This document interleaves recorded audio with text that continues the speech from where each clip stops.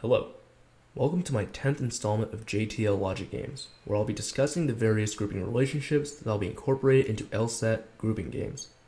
These grouping relationships will serve as the basis for all grouping games. In fact, they will be the only rules you will encounter. There are 4 types of grouping relationships which Blueprint gives funny acronyms to make them more memorable. The stalker, love, hate, and the baby. This stalker relationship asserts that one player must always follow another. Another basic form of this rule: if one player is assigned to a certain group, then another player must be also assigned to that group. So here's an example. If Susie performs at the concert, then Bobby must also perform. Like I said, it's a simple conditional relationship. So Susie goes to the concert, then Bobby follows suit. So Bobby is a necessary condition, whereas Susie is a sufficient. Forming the contrapositive, if Bobby isn't present, that means Susie isn't present. Here is another example if it was a multiple grouping game. If Susie is also assigned to the traffic committee, then Bobby is also assigned to the traffic committee. As you can see, on the lower right-hand side of Susie with the traffic committee, meets Bobby with the traffic committee, forming the contrapositive. If Bobby isn't present, that means Susie isn't present. The sufficient condition guarantees that the necessary will follow, but it's not the other way around. Don't make invalid inferences or converse fallacies. Even when a rule involves more than 2 players, it's important to understand and recognize the basic relationship. So here, if Susie attends the review session, then both Bobby and Ralph will also attend. So forming the conditional relationship, S leads to B and R. Forming the contrapositive, B or R cancel means S will be canceled. The second rule is a love relationship, or the must be together. This asserts that 2 players must always be assigned together. It introduces a reciprocal relationship in which the players can never be separated, which can easily be recognized through key indicator terms such as the phrase, if but only if. However, it also can be introduced differently, such as in this example. Susie reviews the movie if but only if Bobby reviews the movie. Susie and Bobby attends the same monster truck rally. So going back, if but only if means there's a reciprocal relationship, so just 2 arrows facing each other. So if one of them's missing, the other's missing. And also, if they attend the same rally, that means they're together no matter what. Moving on, it's the hate relationship, or they cannot be together. Simply enough, it just means the 2 players cannot be selected or assigned together. To represent this relationship and keep it consistent, you would negate the reciprocal arrow used for the love relationship. As you can see, Susie and Bobby cannot both attend the ceremony, so S. Cancel out reciprocal arrows, B.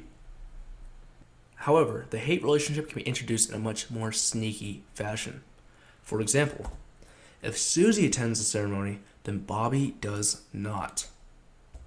Although it may seem different, these 2 rules are synonymous to each other. An easy way to dictate this relationship is to see that the sufficient condition leads to a canceled variation in the necessary condition. So S means there will be no B.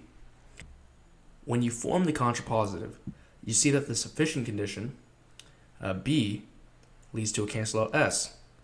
Seeing how it forms that this relationship sufficient to a canceled variable of the necessary, so S to cancel, B to cancel, just seeing this, you know it leads to a hate relationship. Similar to the stalker relationship, grouping games will commonly express that one player must stay away from the other 2. For example, if Bobby appears on stage, then neither Susie nor Kelly appears on stage. While you form the conditional relationship, B means no S, no K, and then the contrapositive, S or K means no B.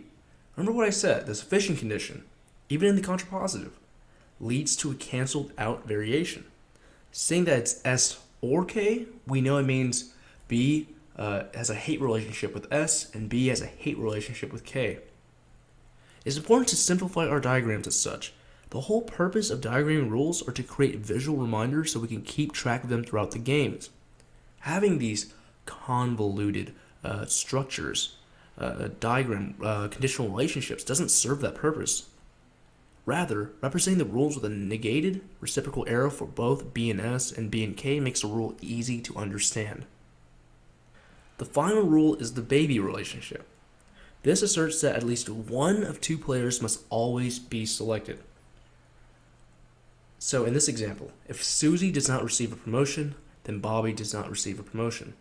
Remember how I mentioned the sufficient condition leading to a negated variable and the necessary means it's a hate relationship? Now it's the opposite.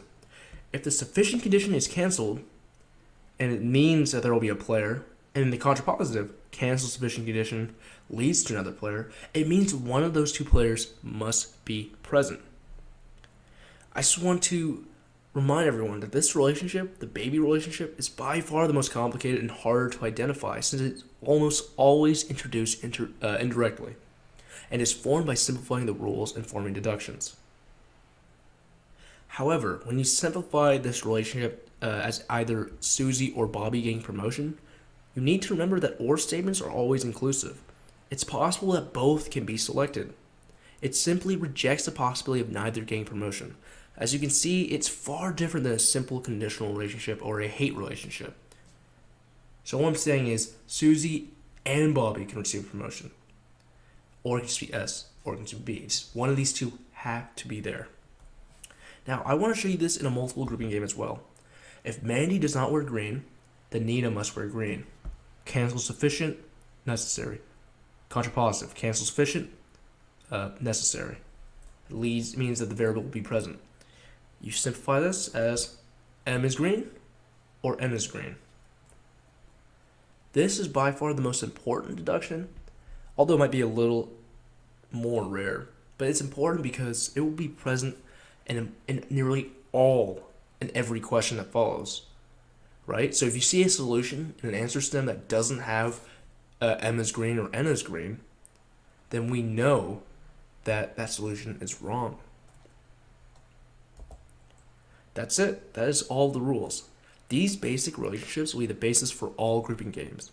If you understand these relationships, you will have a great foundation to help you conquer any grouping game they throw at you. Now that we have covered the basics of grouping games, my next video will be dedicated to the 4 common types of grouping games. In and out grouping, 2 groups, more groups, and profiling games. Thank you, and I'll see you next time.